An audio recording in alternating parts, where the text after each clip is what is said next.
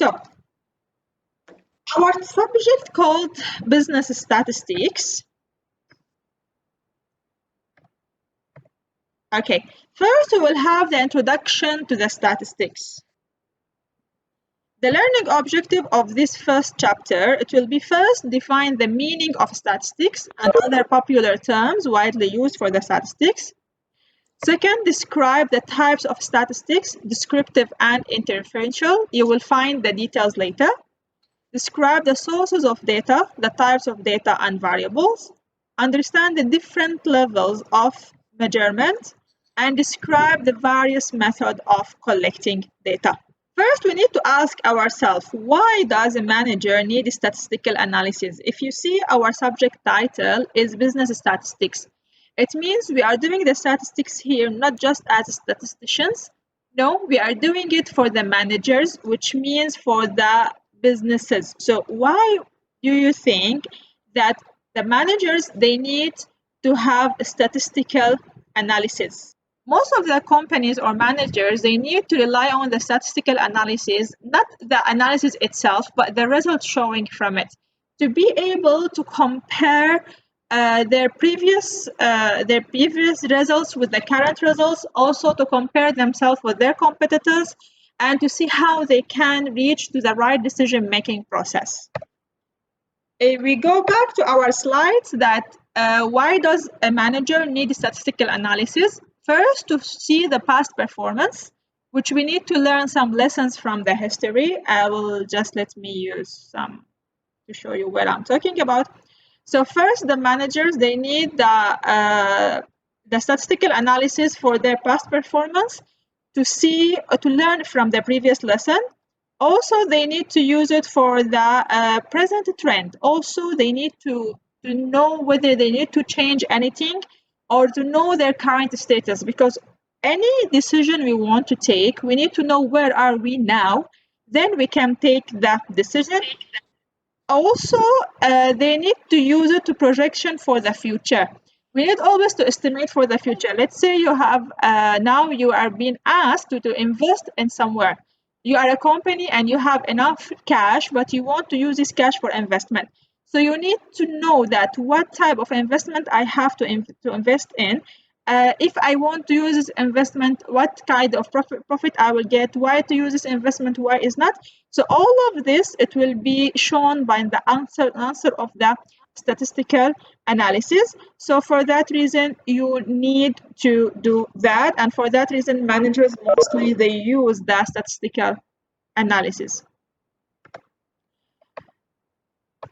So as we mentioned, the managers, they need statistical analysis for past performance, also to know the current trend and to expect for the future.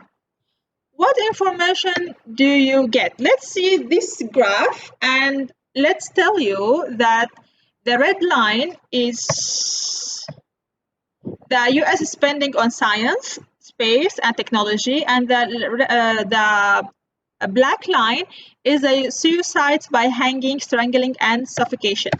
So I will mention again, the red line is how much US is spending for the force and army, and the black line is how many people do suicide. As our friend mentioned here is there is correlation between the amount the US investing for the army and the number of suicide. When we say correlation, it means those numbers are attached to each other. So either this correlation will be in positive way or a negative way, which means either when the first number increase, the second number will increase, or the correlation will be in negative way, which means when the first number will increase, the second number will decrease. So here we see that the correlation here is positive, which means more US is spending for science, space, and technology, more number of suicide happening in US. Why? We need later to understand and do further study, but this is what numbers saying. In many cases, you will surprise about what numbers saying because you were expecting something else. But still, numbers have something to say, and we need to, after that, try to understand why these numbers shows like this. because some numbers or some facts are right in one country but are wrong in another country. So maybe if this number is reflecting US, maybe if we do same study in another country, let's say Malaysia, we'll have negative correlation, which means more Malaysia spending for science and space and technology, less number of suicide among Malaysian people. Let's continue talking about the numbers. We need to consider one important point, that accurate information is subject to complete data availability, else information is reported with limitations. Here some of you will ask, do you mean that we always have the complete data? I will say no. Always our data are limited, because even governments, when they do the census, they collect the information from entire population in the country. Still this data is limited because still some people they didn't join. Sometimes our data is limited due to the limit budget, that we want to collect data, as example about the students in Manipal International University, Nilai. But we cannot reach all students because some of them may be outside the country and we couldn't contact them. It means our data is limited. Okay? And also, our data is limited to the questions we are asking. Maybe we send you like a survey and ask you some information about your name, your age, what program you are in, but that's it. We cannot have more information because we didn't ask for. So as I mentioned, the accurate information is subject to complete data. Otherwise, the information is reported with limitation, and on general, 100% of the information reported is with limitations. Okay? The SOP for data analysis, first is posing a question, ask a question. Second is wrangling your data into a format you can use, because I don't know whether during your diploma or during your foundation you did data collection. You will notice that when you are collecting data, you are collecting it using questions, right? Let's say you're asking your friends about their age and you put like age group. You ask them about what program they are and you put these choices. Later, to use this data in one of the analyzing software, as example Excel, you need to convert this data to numbers. As example, you need to tell Excel that let's say for the gender question, when I tell you 1, it means male. When I tell you 2, it means female. At all, it doesn't mean that the female is more than the male. No, it means number 1 reflecting male and number 2 reflecting female only. It's just kind of coding for the data to be able to be used, because all the softwares we're using for data analysis are just softwares. They cannot understand our words unless it's being converted to their language, which is numbers language. Then we have third step is exploring the data, finding patterns in it and building that intuition about it, then drawing conclusion or making prediction, then communicate the findings. You will have also another type of these steps later.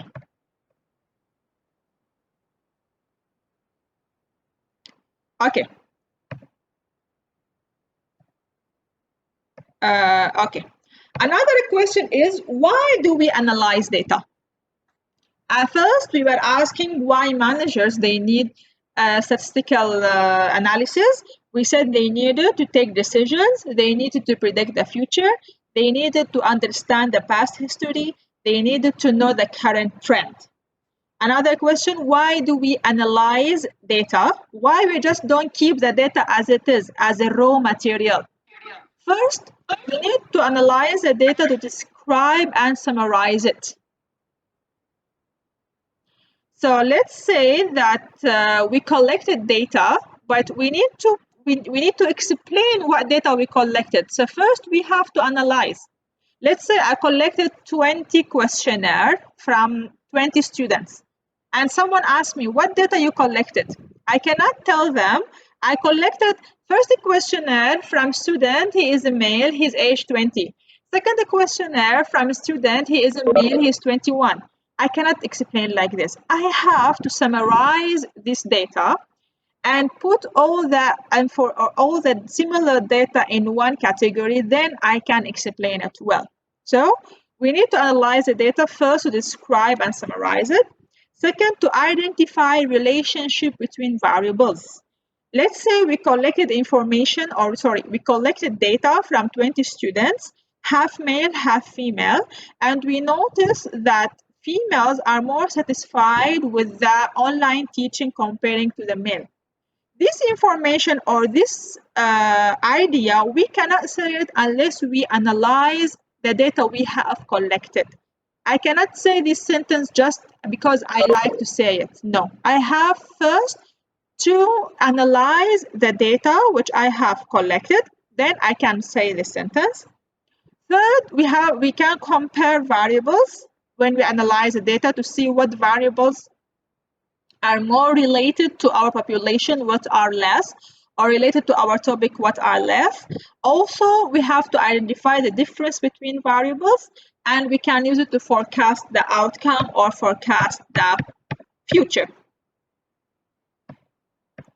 So here's some right and wrong information before we hit the data. First, it's wrong to say that complex analysis and big words impress people. We have to go to analysis which is relevant to what we are looking for. Don't try to impress people by using very complicated jargons about analysis. If your analysis is not relevant to the idea you are looking for, so your analysis is useless. Second, analysis come at the end after all data are collected. This is also wrong, because before we start collecting the data, we have to know, before we start collecting the data, we have to know what type of analysis we will use. Then we will be able to know how to collect the data.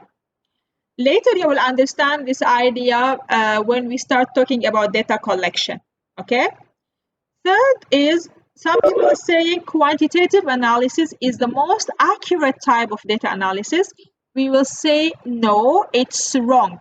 The quality of the analysis, which is really matter, because not always the quantitative data analysis is right or can be useful for some topics, and not the qualitative one can be useful for some topics. We need to make sure we have high quality of the analysis, because this is the one which is more important. Some people saying also numbers speak for themselves. Here in the business analysis, we say no. Numbers have to be interpreted, okay? Just putting numbers maybe is useful for some people, but majority, they consider it as useless because they cannot understand what's behind those numbers. Unless those numbers being analyzed, then interpreted in right way, then the idea will be clear. Some people say data with limitation lead to weak analysis. You remember we mentioned that the data is limited, but even if the data is limited, it doesn't mean our analysis will be weak. Weak analysis tend to limit data utility. All data has limitation. So it's not limited data, but limited data utility. When we don't know how to deal with our data, when we collect our data wrong, so then we call it that our analysis is weak. But when we collect our data right, when we know how to collect the data, then our analysis, if we follow the right procedures of the analysis, then our analysis will not be weak. Topic for today. So as we were saying before, we talk about, we talk about why does managers they need statistical analysis. We said for to know the past performance, to know the current trend, and to estimate the future. Here we get some example how the data can be interpreted, how can be drawn as a graph, and what we can understand from this type of graphs. Don't worry if you didn't get the idea now, because later you will learn how to do these things when you are getting a data, how you can proceed to have this type of graphs, then understand those graphs. Also, we took here the accurate information is subject to complete data availability, else information is reported with limitation, and we mentioned that data limited. No one in this earth have entire the data of the things he is looking for. Still, the data limited either due to the budget, due to the number of questions we're asking, due to the, in some cases, we have budget, we have all the questions, but also is limited to what other people answering us, whether they're answering in truth or no. Because we cannot convince people to always say the truth. For us, we are doing our best, but we cannot convince them. Maybe some of them giving us answers which is not right. All of you, you can see my screen, right? You can see the slides.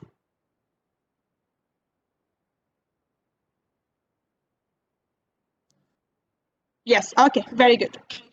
So also here we explain why we need to analyze the data. We mentioned it's needed to describe the data and summarize it. We need to analyze to identify the relation between the variables, to compare the variables. All these things you will learn it during coming classes. Also, we talk about some truth and false about the data and about the analysis.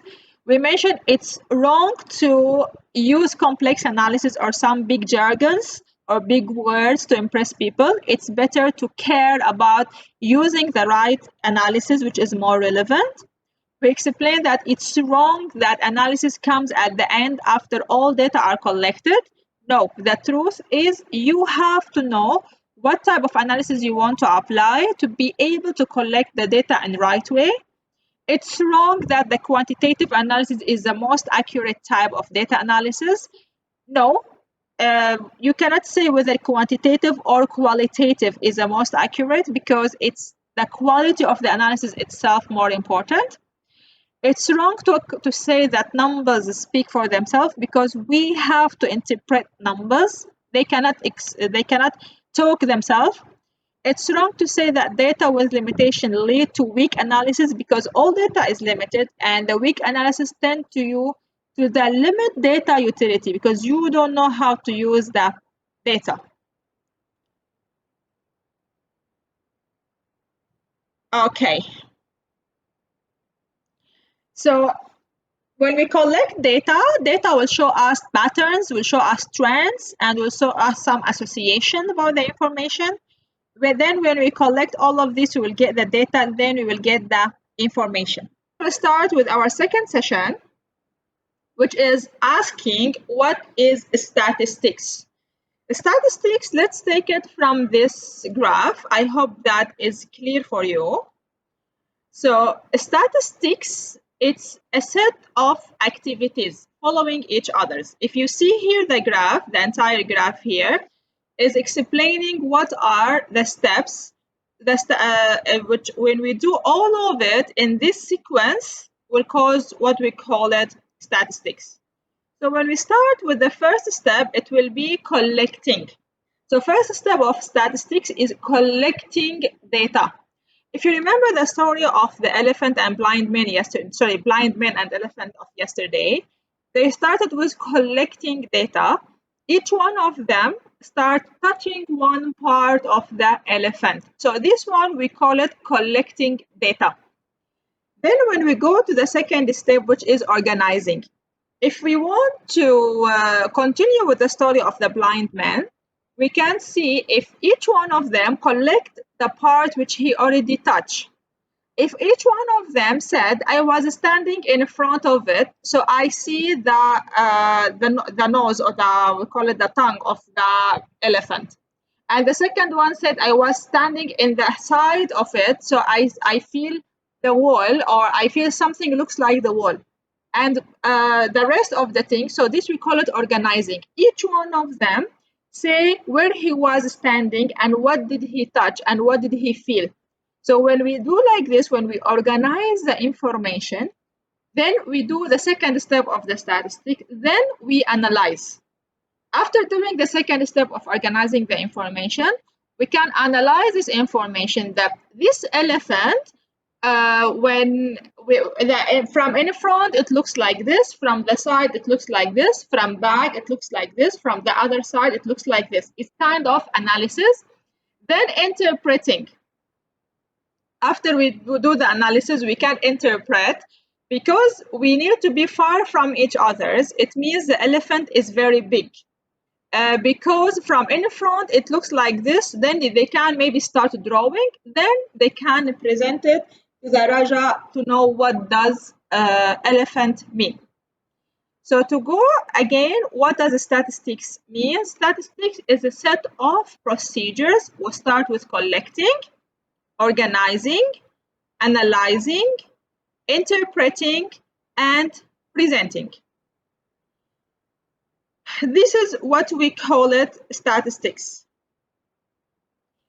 Statistical problem solving. We have a set of steps to do a problem solving based on the statistics. Step one is to identify the problem or the opportunity. Let's talk about one example.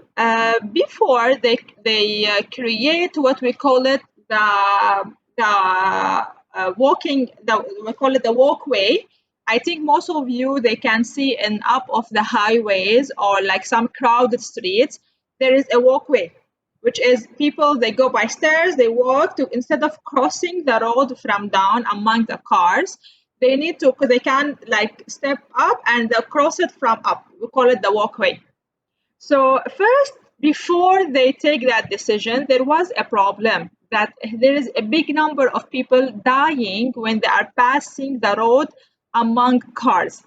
Either because even if they are passing the road from the traffic light, because some people, they will say, okay, there was traffic light, so why we have this issue?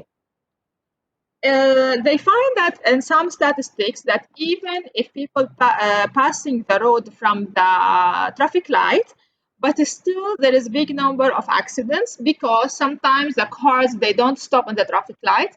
Sometimes bikers, they pass the traffic lights. Sometimes people, they pass the traffic light while is red for them. They don't wait because they are in rush. And plus, to stop on the traffic light, especially in the big highways, is causing a lot of jam. So here, they started with the first step of the statistics, which is they identify the problem. What is our problem? Our problem, we have a big number of accidents when people passing the road from the traffic light when we have a highway, or we call it like wide road. Then the second step,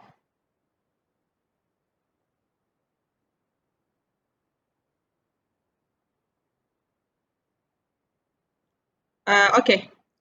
Then second step is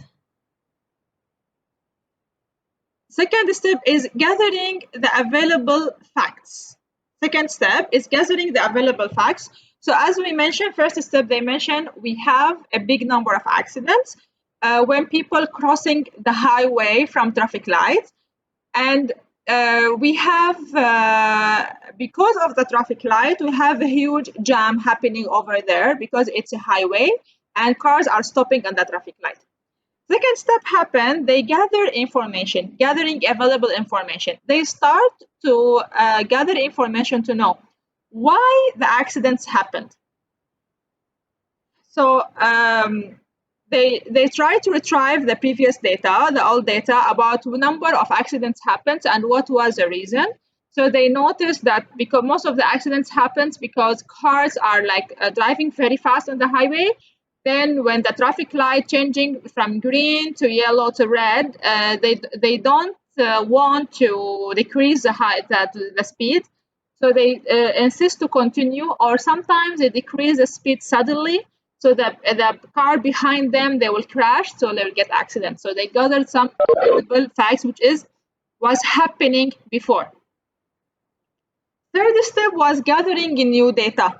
They tried to see what other countries, whether other countries are having similar issue or not. Let's say this issue was happening, let's say in Malaysia before, then they try to see around countries whether they're having similar issue or not, and they try to see that how they solve that issue.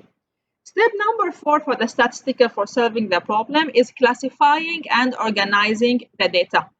So here they bring the old data which they have it from their statistics, which is we have huge number of accidents happening in the highway on the traffic light, and also we have a huge jam happening when cars are stopping at the traffic light. And they also bring the other data, which is from other countries, which they use the walkway, then try to classify and organize the data. Okay, if we applied this decision, what we can do, if we applied what we can do, then they start analyzing.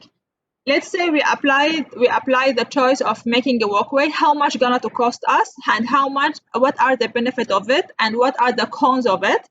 Let's say if we keep using the traffic light, how much is gonna to cost us, what is the benefit of it, what is the cons of it.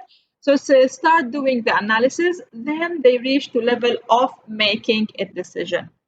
So we need to know, and we need to keep in our mind, what are the 6 main steps of statistical problem solving. As I mentioned, step number 1 is identifying problem or opportunities. Step number 2, gathering available facts. Step number 3, gathering new data. Step number 4, classifying and organizing data. Step number 5, analyzing and presenting data. Step number 6 is making a decision. What are the types of statistics we have? We have 2 types of statistics. We have descriptive statistics and we have inferential statistics. So we have 2 types of statistics. First is descriptive statistics. So we need to ask, what does descriptive statistics mean? Descriptive statistics is statistical methods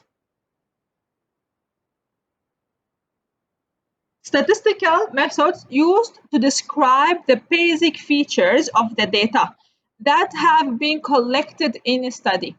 I will repeat again. Descriptive statistics, as a definition, is a statistical method used to describe the basic features of the data that have been collected in a study. You will ask yourself, what does it mean? Let's take this example. Lexus LS for 460 owners reported 27 problems per 100 cars during 2007. That's it. This is the statistics which we provided, that Lexus LS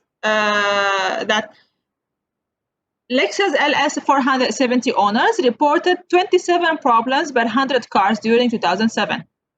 If you notice in this sentence, we just describe, or we just said how many reports we get from the owners of this type of Lexus. We didn't mention what type of reports they say. We didn't they send. We didn't mention what are the steps happened after that. We didn't mention about their satisfaction with the brand. We didn't mention anything. We were just describing that we received only 27 reports from the Lexus owners only. So as I mentioned, the statistics 27 describes the number of problems per 100 cars sold. That's all. So I will repeat again, we have 2 types of statistics. One is descriptive statistics. One is inferential statistics. So the descriptive statistics is just describing the data have been collected. Just describing the data that have been collected. As the example we show here, Lexus LS 460 owners reported 27 problems per 100 cars during 2007. That's all. So we are just describing that we collected only 27 reports from Lexus owners. We didn't mention, as I told you, what are the reports, what is the issue, what is the result of that report, nothing. We mentioned nothing. We just say that we collected this number of reports. So the descriptive analysis is describing the data.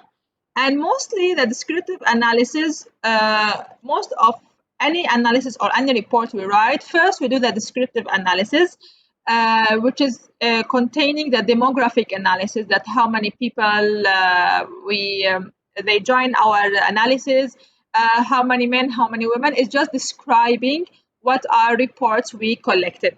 So the descriptive statistics are used to first describe the basic features of the data in the study.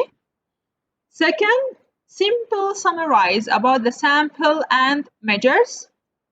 Third, together with simple graphics analysis, they form the basis of virtual every quantitative analysis of data.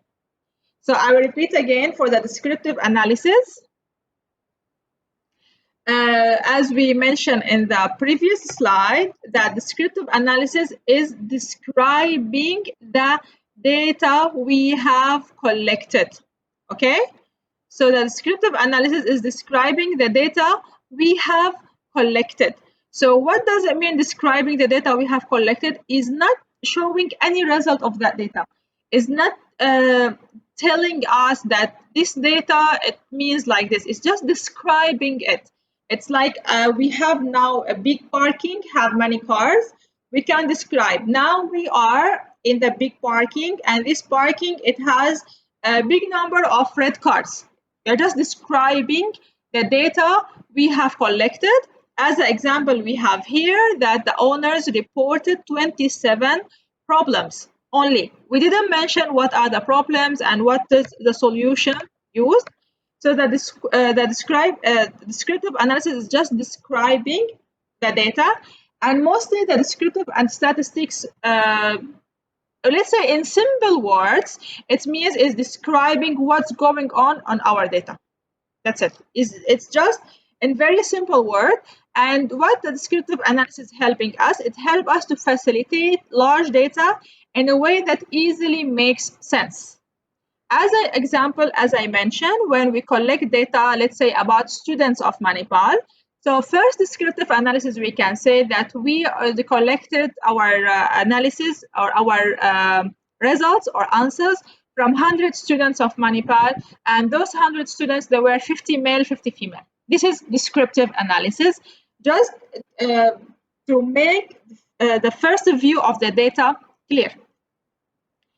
The second type of statistic, which is interventional, which is we are interfering in the data, and these methods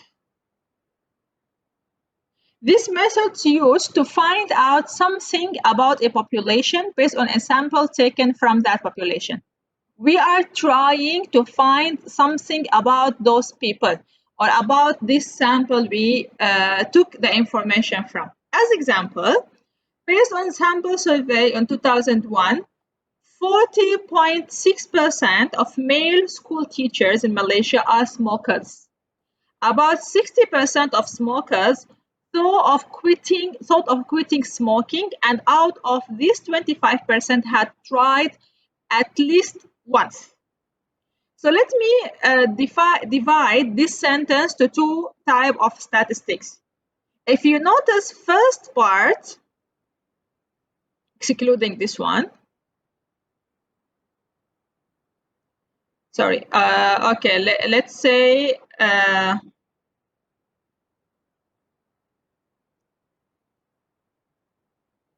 okay.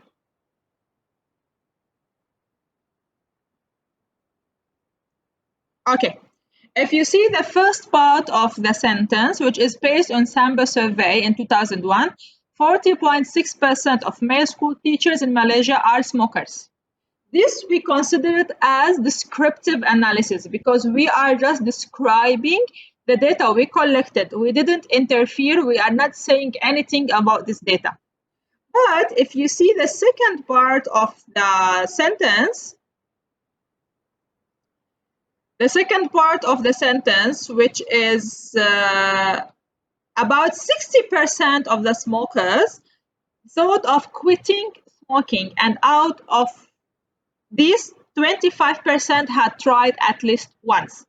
So here we can call it as interferential statistics, that we are interfering in the data and we are trying to say something about the population or about the sample which we have collected our data from. So as I mentioned, in this sentence, you will find two types of the statistics. First is descriptive statistics, when we are saying that based on sample survey in 2001, 40.6% of male school teachers in Malaysia are smokers. This is just describing what are the information we collected. That's it. Second part of the sentence, if you notice, is about 60% of smokers thought of quitting smoking, and out of these, 25% had tried at least once. So here we can call it as interferential statistics. So like this, we can explain about two types of statistics. As we mentioned, the interferential statistics is methods used to find out something about the population based on a sample taken from that population. Based on this sample we took, based on the sample we collected, we found that 60% of the school teachers in Malaysia who are smokers, they try to quit, and 25% of them, they try one. Okay, so I will repeat again. What are the types of statistics? We have two types of statistics.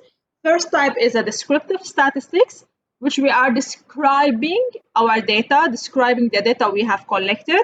And descriptive statistics, simply we use it, as I mentioned, to describe what's going on in our data.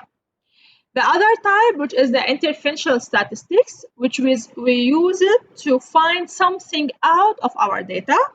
And normally, as I mentioned, we use it to find something about the population based on a sample we have collected. Today, in our class, I will try to explain to you what does sample mean and what does population mean. So, as we mentioned, this is also the interferential statistics, extend that information from the sample to discuss about population. The interferential analysis is used to make judgments of the probability, what is the probability of happening something, that an observed difference between groups is a dependable one, or one that might have happened by chance in the study, to make inferences from our data from our data to more general condition. So normally the inferential analysis normally we do to try to reflect our results on general. If you remember the previous example we mentioned, we just took a sample. In this example we just took a sample. But if we really took a big sample, or I will not call it big sample, the right sample, then we can reflect that results on the entire population. So we can say that 40.6% of the Malaysian school teachers, which are smokers, 60% they are trying to quit the smoking. So the inferential statistics mostly trying to make inferences from our data to more general conditions.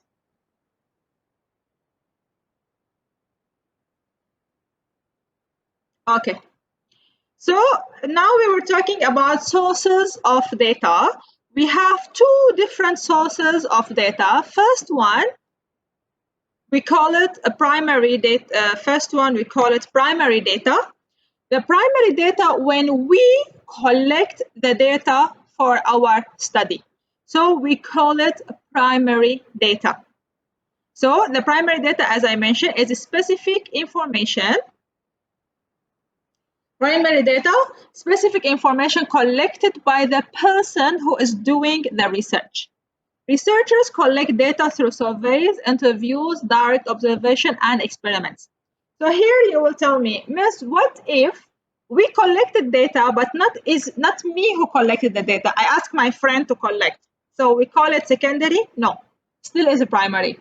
So when we say the word that primary data is a specific information collected by the person who is doing the research, our meaning is this data collected just for this research.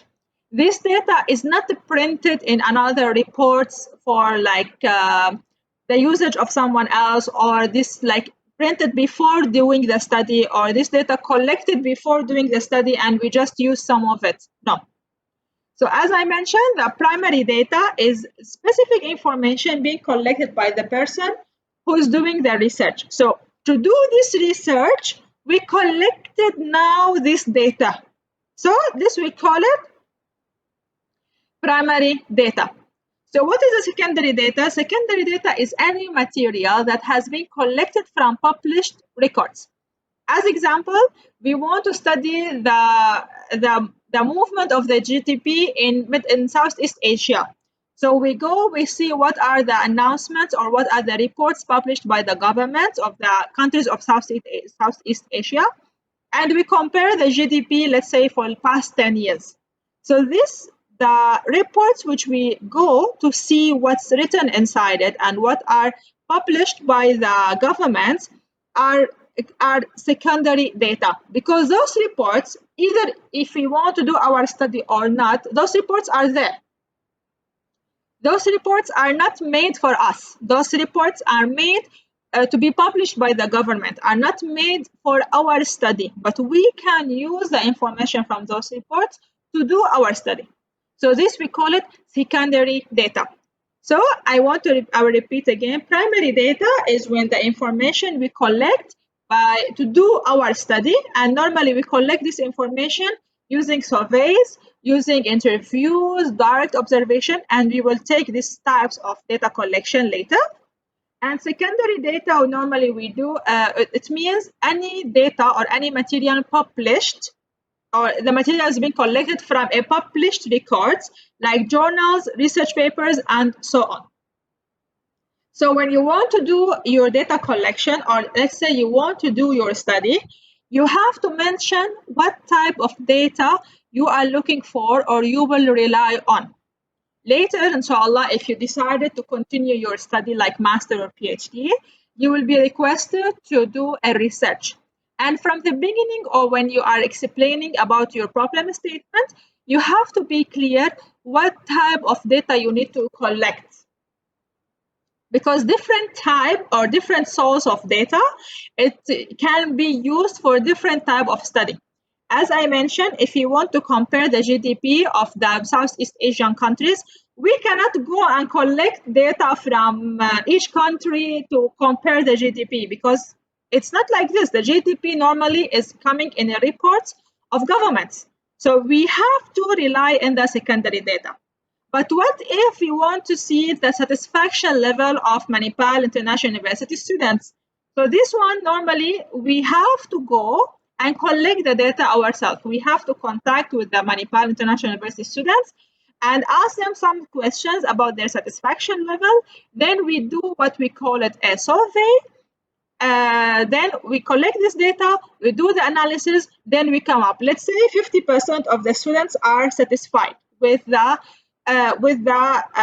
teaching online, as example.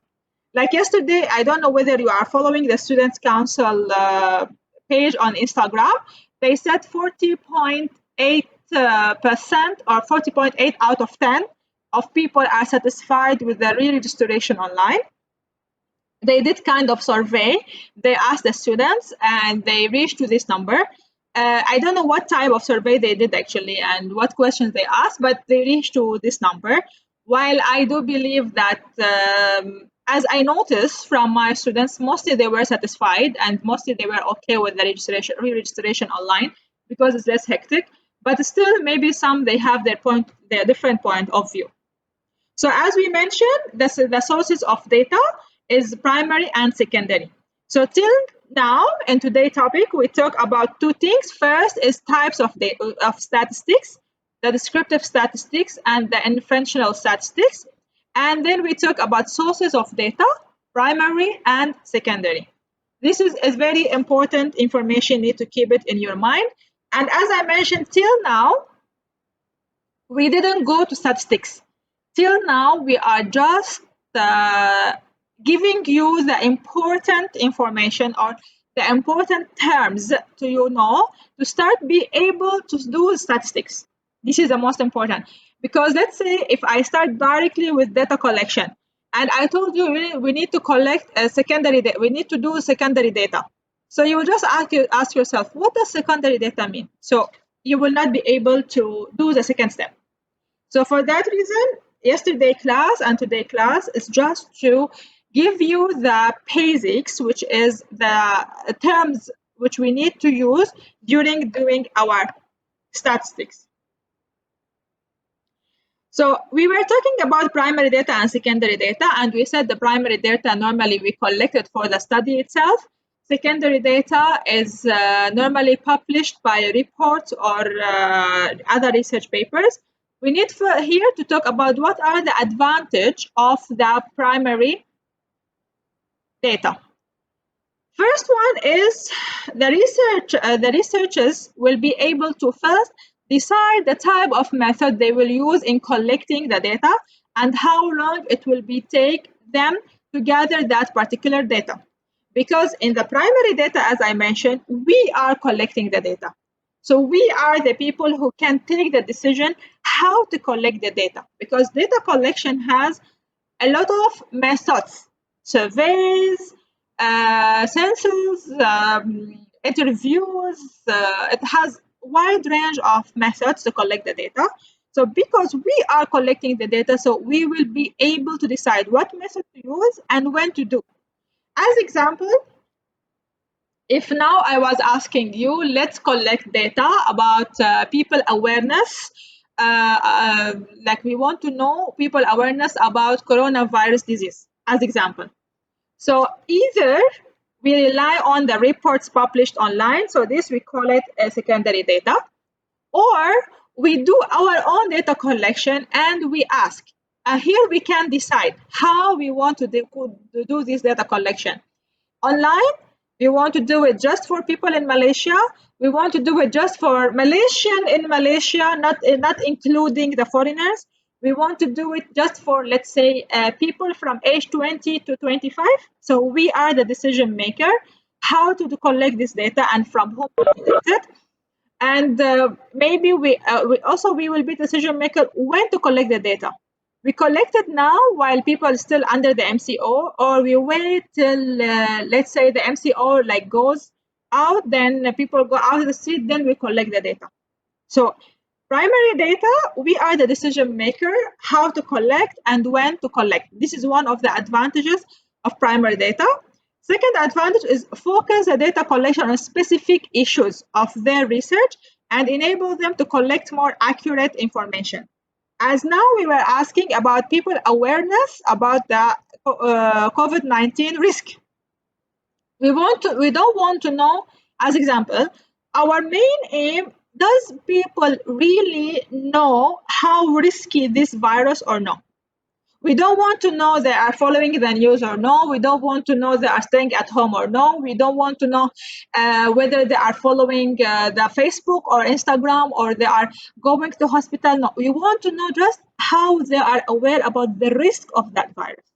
So we can focus on what data we want to collect, so we can concentrate all our questions about the data we are looking for. Also, the third advantage is know the detail how the data were gathered, and hence will be able to present original and unbiased data. As we collected the data, we will be able to explain that this data being collected using online survey from people using this specific Facebook group, all the people is collected from people aged between 20 and 30 years old. In the time between 1st and 14 April, we can be very clear about the data we collected because we did the data collection. So we know everything about it. So as we were mentioning in this slide, that advantages of the primary data is first decide type of data collection and when it will be collected. Second, focus the data collection on specific issues of the research will be enable the researchers to collect more accurate information. Third, know the detail how the data were gathered and hence will be able to present original and unbiased data. It's very important when we are presenting our research to be unbiased. Like, what about the biased or unbiased? As example, let's talk about one example about biased data. If I want to show to someone, or let's say, okay, let's say I want to say that Manipal is better than Taylor, as example, okay? I'm comparing between Manipal International University and Taylor University, and I want to say that Manipal is better than Taylor. If I collected my data from only Manipal students and I was asking them, do you like the university? And they said yes. And I use this data to say, Manipal is better than Taylor. Because also I go to Taylor and ask the student, and I go to specific students who doesn't like Taylor, or hey, who failed Taylor is so so tough. Okay, so I collect data from them, and they said no, we don't like it. It's so tough. And I go to specific people in Manipal who like Manipal, and I ask them. They said yes, we like it. Then I present my result that Manipal is better than Taylor. So like this, I used a biased data because I collected from specific people, which I know before what is their point of view and what the type of answer they will give me. So I did a biased data. So for that reason, we always do our best when we collect our data to not be biased, to go as unbiased data.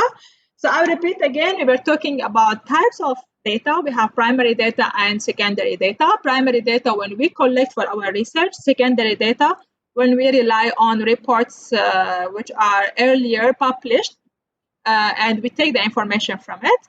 The advantages of the primary data. First, we can decide what type of data collection method we can use for data collection and when we do. Second, we focus the data collection on specific issues so we can get more details. Third, we know the details of how this data being collected so we can present a real original information and unbiased data. What is the disadvantage of the primary data? Anything has pros and cons, disadvantage and advantage. So the disadvantage of the primary data, first, consumes a lot of time. It's not easy to do primary data collection because, as mentioned, it consumes a lot of time and a lot of efforts and cost. As example, let's say we want to collect information about people's satisfaction from banking services. So we cannot just go to one branch and meet 10 people and ask them, they say we are satisfied. So we can say, oh, people satisfied with this bank services. No, it doesn't work like this. As example, I will tell you about my thesis when I was doing my PhD. My population was Malaysian in Malaysia who are using Islamic banking services. And my sample, it was almost 500 plus people. I asked them and I give them my questionnaire to fill it about the level of satisfaction of Islamic banking services. So this one, it took with me almost more than 6 months to collect the data. And it really was costly for printing the questionnaires, and it was really time consuming because for each person you want to hand the question, first you need to go to the branch, you need to sit over there, you need to take permissions to collect data. Then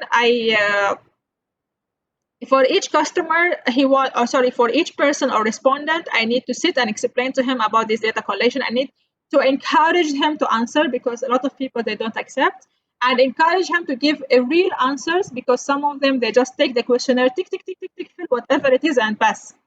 For me, if I collected data like this, my results will be really biased and really not representing the real situation.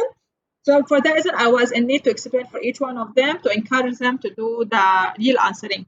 So as we mentioned, the disadvantages of the primary data collection is taking a lot of time and cost and a lot of efforts. Second, researchers have to collect large volume of data since they will interact with different people and environments. Also, they will need to spend a lot of time checking, analyzing, and evaluating. Because as I mentioned, not just collecting data, after you finish collecting, and actually it happened in many cases, we collect 500 or 600 questionnaires. Then while we are trying to be with each one of them while they are answering, but we cannot like stick next to them, okay? So after you collect, you will need to sit and check one by one whether they left some questions they didn't answer. If some questions being left without answering, you cannot fill it yourself. Like, okay, he forget this question, let me fill. No, it doesn't work like this.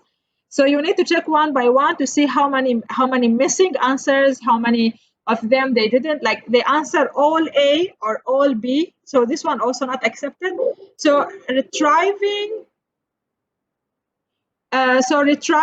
this information, it's not easy. So for that reason, this is considered one of the disadvantages of the primary data. As we mentioned, it takes a lot of time, a lot of efforts, and it's really costly. What about the advantages of secondary data? As we were mentioning, we have two types of data, primary and secondary.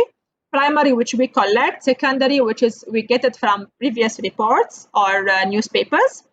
So the primary advantage, we said we can decide from where we collect the data and when to collect the data and how to collect the data. And we can use unbiased data. The disadvantage is it takes time and effort. What about the secondary data? The advantages is more convenient as is required less time, less effort because it's already published. We can use it directly.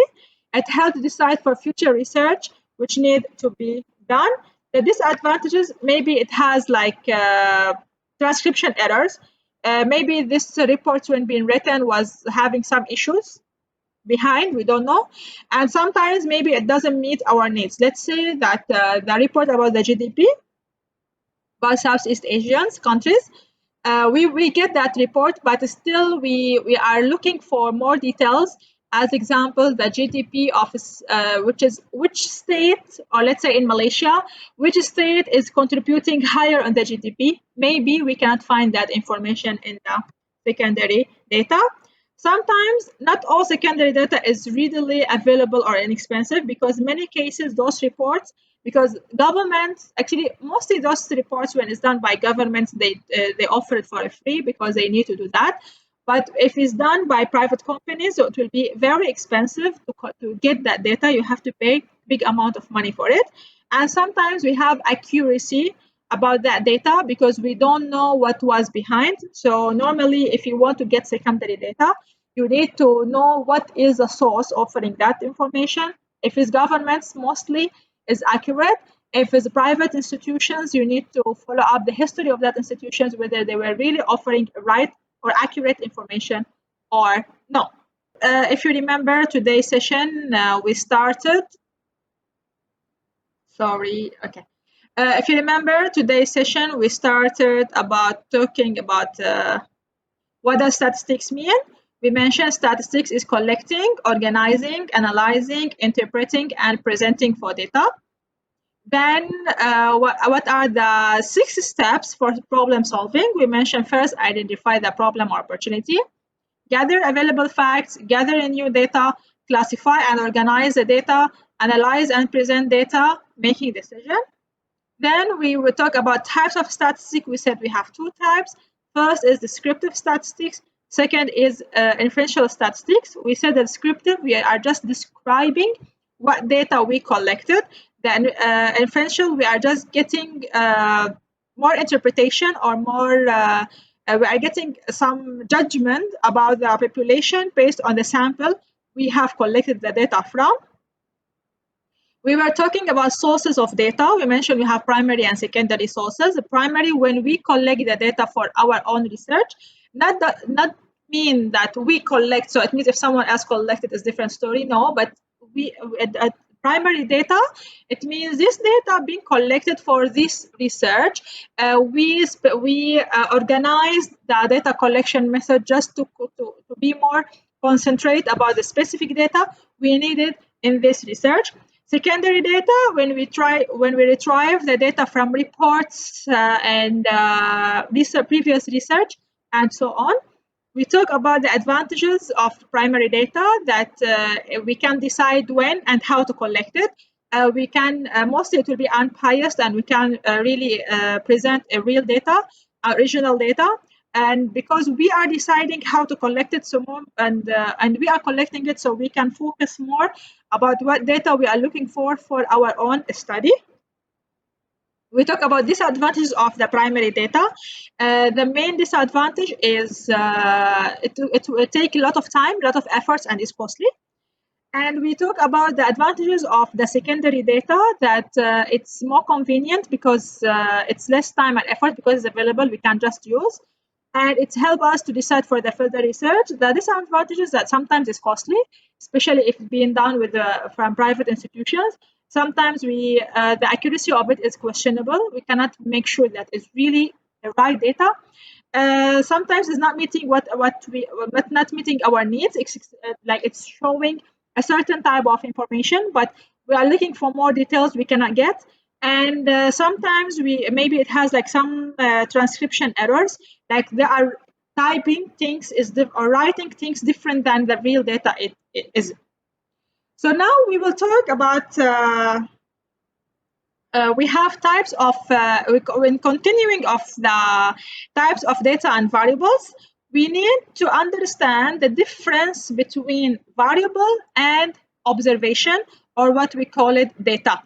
The difference between the variable and the observation. Variable, we have types of variables like the height, the income, the satisfaction level, the weather, the profit. Those are variables. But when we say the height is 18 meter, here is the observation. When we say the income is 100 ringgit per hour, this is the data we collected.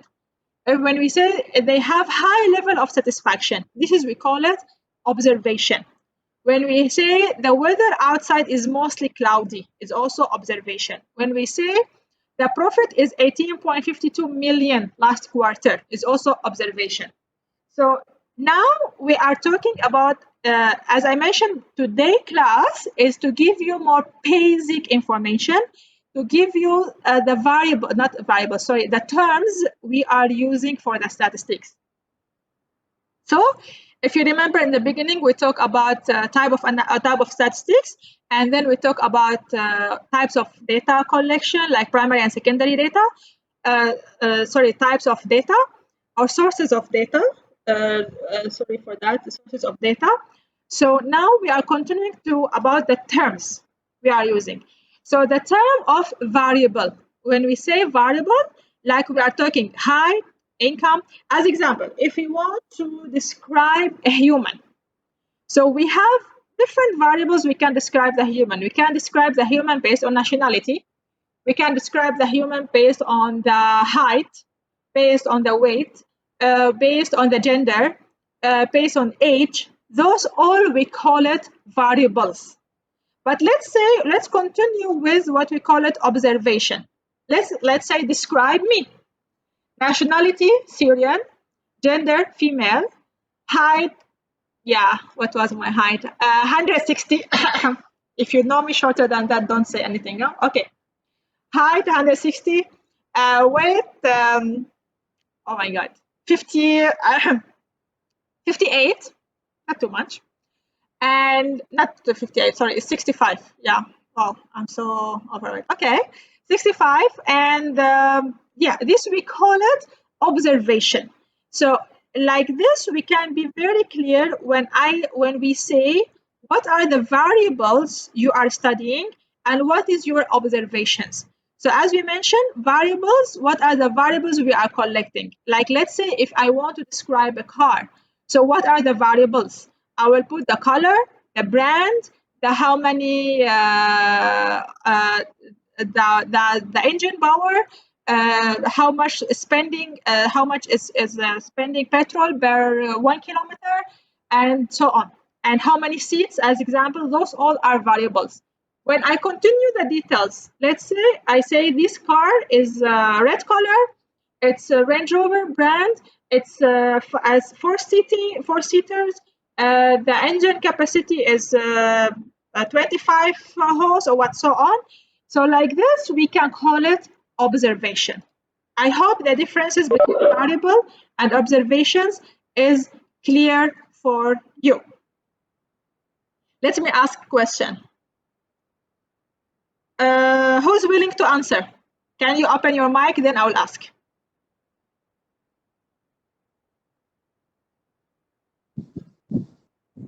Who's willing to answer?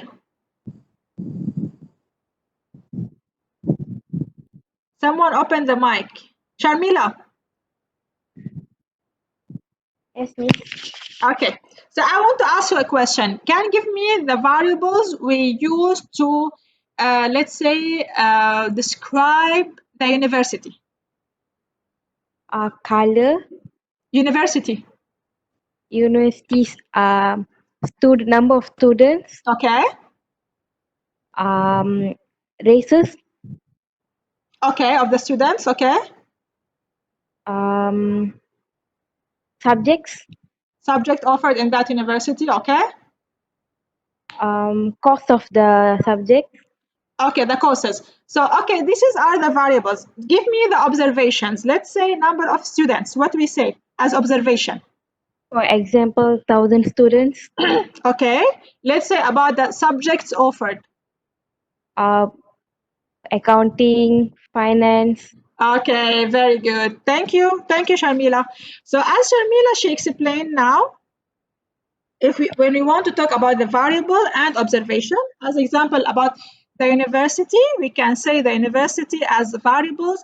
We can say the location of the university. We can say whether this university local or international. Also, uh, uh, this is also one of the variables. We can say number of students, what are programs offering, what are subjects in each program. Those are variables. So when we say this university located in Nilai, this is we call it observation. When we say this university has 5,000 students, this is observation. When we say this university offering business programs and engineering programs, is observation. When we say this university is international university, not local one, is observation. So this is the differences between observation and variable. Let's go for the second slide. When we say we have qualitative data and quantitative data. So first we were talking about sources of data as primary and secondary. Now we are talking about types of data. We have qualitative data, we have quantitative data, and if you notice here, I put enter like quanti. So the sentence is qualitative, the word is qualitative, and here is quantitative. Why I put quanti? Because later when you continue your research, inshallah, you will find a lot of people asking, when you ask what type of data you have, he will tell you I'm using quanti. So don't be surprised of word quanti or word quali, because it means quantitative and qualitative. Okay, so for that reason I wrote it like this. So qualitative,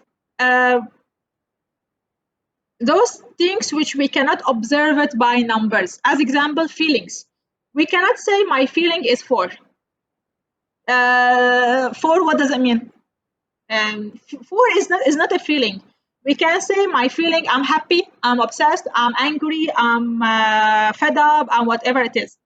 The impressions, that is satisfaction, I'm highly satisfied, I'm low, I'm dissatisfied. Any observation which we cannot take it in numeric type, we call it qualitative observation. The quantitative one, which we take it in numbers, as example, production. Let's say that Mercedes-Benz, they are producing 100 cars per month. Is a number. Let's say number of companies. As example, let's say Malaysia, they have 100,000 SME. Is also a number. Patient waiting time. As example, in one clinic, let's say if you are reading the news, we have one drive-through COVID-19 checkup. So the patient waiting time is less than 9 minutes. It's also a number. So any observation can be quantified. We call it qualitative. Any observation cannot be taken as a number. We call it qualitative. So I will repeat again the terms we learned today. First, we learned about types of statistics. We said descriptive statistics and inferential statistics. Then we learned about type of data, sources of data, primary data and secondary data. Then we learned about variable and observation. The variable we said like the height, the weight, the color, the satisfaction level, the profit. This is variables. Then the observation, height, 180 centimeters, satisfaction, very high, mood, happy, profit, 18 million. This we call it observations. Then we learn about types of data and variables. We said we have qualitative, we have quantitative. The quali, which we cannot take it as a numeric. Like example, satisfaction. We can say I'm highly satisfied, but we cannot say I'm satisfied for, or I'm 3 satisfied. It can't be like this. We can also the quali as example the feelings. I'm unhappy. I'm happy. I cannot say my feeling is 3. Sometimes, or maybe some people they will ask, Miss, but when we answering the survey, we see that it give us please choose from 1 to 5. But if you notice, up of the 1 to 5, they wrote for you. Like let's say 1 is highly dissatisfied, 2 is dissatisfied, 3 is numeral, normal, sorry, 4 is satisfied, and 5 is highly satisfied. So when you are answering, let's say 5, you don't mean your satisfaction level is 5. You mean your satisfaction level is highly satisfied. So please don't mix the things. So you will ask, Miss, so why they write 1 to 5? They write 1 to 5 because second step after collecting the data, they have to enter this data in the software, in the computer. And you know, computers don't understand satisfied and highly satisfied and dissatisfied. Computers understand numbers only.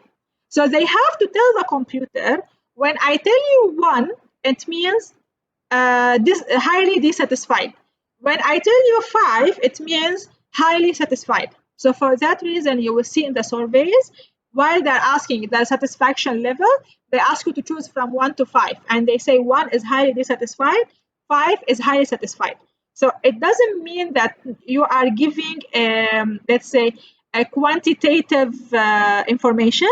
No, you are giving a qualitative information. Okay? So let's continue, which I think it will be our, not yet last topic of today. So we have types of data and variables. As we mentioned, we have, if you remember the previous slide we have quantitative, which is numerical. We have a qualitative, which is categorical, as example, color, flavor, satisfaction, gender. We cannot convert it as numbers. Let's say gender. We cannot say my gender is 1. Gender, male, female, it cannot be 1. Let's say flavor. Flavor is salty, sweet, sour, cannot be 1, 2, 3, cannot be numbers. Colors is also red, blue, cannot be numbers. So the data or the variables type, we have quantitative, we have qualitative. The quantitative is numerical. We have 2 types of quantitative. One is, we call it discrete. Discrete, which we can count it, which is counting out items. As example, cars, number of cars, we call it discrete because we can count. We have 100 cars. Let's say defect items per hour. Like let's say I'm producing 100 items per hour, but from this 100 I have 3 defect items. So this we call it discrete information. If we say continuous information, the things we cannot count it, we can measure it. Let's say the time. I'm spending 1.5 hours to collect data. This we call it continuous data. Let's say the weight. The weight is 100.5 kg. This one we don't count, we measure. So I will repeat, please don't, please just like relax and try to understand this one, just to learn the terms and the difference between those terms. So again, the data or the variables, we have 2 types. We have the quantitative, we have the qualitative. The qualitative, which is cannot be reflected by number, which is very easy. It's kind of categories. As example, color, red, blue, black, brown, whatever it is. We have flavors, as example, also salty, sweet, sour. We have like gender. So the qualitative is things we can categorize it. We cannot define it by numbers.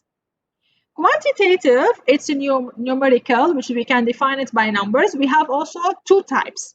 One type is discrete, which is we count the items. We count. Let's say Apple producing 100,000 pieces of phone per day. So we are counting the number of pieces produced per day. Let's say Mercedes-Benz in their showroom, they have only 5 cars. So here also we are counting the items. The continuous, which is also type of quantitative data, when we need to measure, let's say measuring the speed, measuring the weight, measuring the height, measuring the anything we need, like time, anything we need to measure, not counting. Okay, so this is the main types of data. You need to be very clear to understand each one of it. And when someone asking you or giving you a data, you need to be able to say this data is a quantitative or qualitative. If it's a quantitative, whether it's discrete or continuous. Just for your information, the quiz which you will have it now, you will need to, I will give you a set of data. You need to tell me whether this one is quantitative or qualitative. If it's then the second question, I will give you quantitative data. You need to tell me whether it's discrete or continuous. So as I mentioned, qualitative, it means cannot be reflected by numbers like feeling, like color, like flavor, like gender. And quantitative, we can reflect it by number. We have 2 types. We have the discrete, which is counting, like counting items, counting people. We have continuous, which we need to measure. Also, we have, this is what I was explaining in the previous slide. We need also here to understand some other terms. We need to keep it in our mind also. The difference between population and sample. Population is, if you see in, population, if you see the entire shape, we have it here, is a population. You see, entire of it is population. Then, if you see this is a small circle here, this we call it sample. So the big one is population. The selected group of entire population, we call it sample. And if you see here, we have case or element, which are the people inside the population. So let me give you an example. Let's say the population is Manipal International University students. This population, entire students in MIU. Okay, the sample is the BACC students, which are the students of the Bachelor of Accounting. This is our sample. Okay, I'll repeat again. In my research, the population is entire Manipal International University students. All of them, the BAC, BBA, BBIB, the engineering, whatever, all the students of Manipal Nilai campus. My sample is the BACC students, which are the students of Bachelor of Accounting. The case of element is each student, like Parathan, like Ruba, like those. Each one of the students, we call it case or element. So the definition of population is a complete set of items that are of interest in the research. The sample is a subset of items that are chosen from the population. I can also give you another example. Let's say my population is a BACC student of MIU, which means the Bachelor of Accounting students of MIU. My sample is year or semester 3 students. So the population is the entire BACC students. My sample is semester 3 students. So I hope is it clear for you difference between population and sample. Also, we need to understand the difference between statistic and parameter. So the parameter is a summary measure for the entire population. If you see here in the photo, the entire population, the blood pressure is 7.8 milligram per mmHg. Okay, the statistic is a summary measure for a sample data. This sample there means is 75. This sample is 67. This sample is 71.3. This we call it statistic. But when we talk about the entire population, we call it parameter. Okay? So please, when you are talking about any observation or any result of your sample, we don't call it parameter, we call it statistic.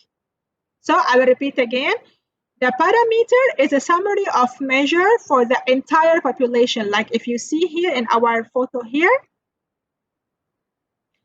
if you see in our photo here, you will see the parameter is the blood pressure for the entire population. And the statistic is a summary measure from sample data. Like here we get different samples. So each one of it has its own statistic, its own measure. So we talk first about the meaning of population and meaning of sample and meaning of core or element, case or element. Then we talk about the meaning of parameter and meaning of statistic. And the last slide of today is another terms we need to know: the census, the sample survey, and pilot study. Census in general is a study carried out to measure a variable for every unit in the population. Measuring a variable for every unit in the population, this term is used mostly in the connection with national population and housing census. As example, in Malaysia, each 10 years, they do housing census. They collect they measure a variable of each and everyone in Malaysia. Each 10 years, you will see they are publishing the population, how many men, how many women, how many kids under 18 years old, how many of them more than 70 years old, how many of them living in each state. So here they are collecting variable for each and every person or case in the population. This we call it census. As I mentioned, census normally done by government from time to time, sometimes 5 years or 10 years. Sample survey involving a group of respondents from the population. They are selected in such a way to represent the target population is how we do sample.